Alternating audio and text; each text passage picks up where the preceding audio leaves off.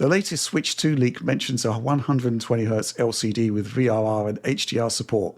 While the VRR feature has me excited, I'm curious, what's your take on HDR implementation on a mobile device with an LCD screen? Do you think it can deliver a true HDR experience, or is it more of a marketing bullet point in this scenario?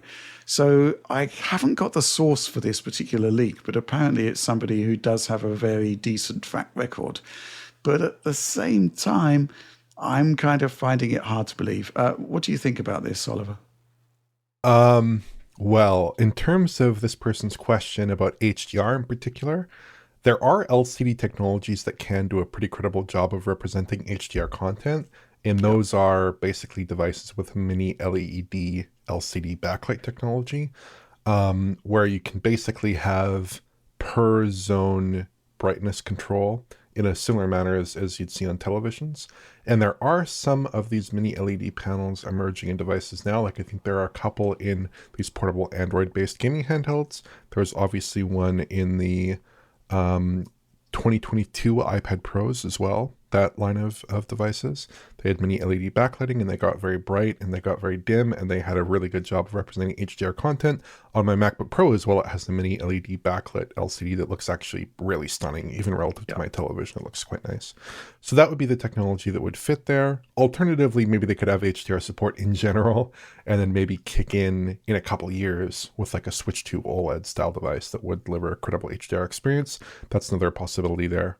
In terms of a 120 hertz screen with VRR support, this rumor seems pretty ambitious to pair all those technologies together, those three technologies together for a Switch 2 device.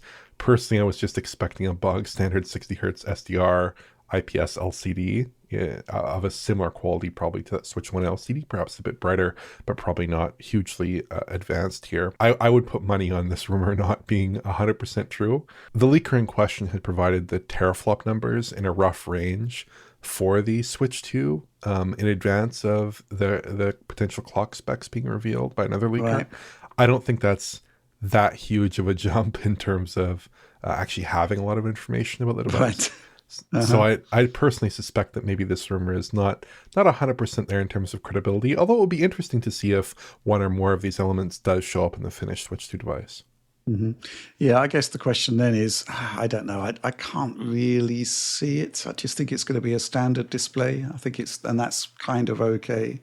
I think the problem with, supporting technologies like VRR specifically is the concept that game makers might be building their games around VRR, and then you dock it and it's actually being docked to a standard 4K display without VRR. Similar with HDR. I guess that with tone mapping is less of an issue, but yeah, I can't see it. I'd love it for it to happen, but again, every time a Nintendo device is mooted, every time there are leaked specs, they're always tremendously higher than the actual device.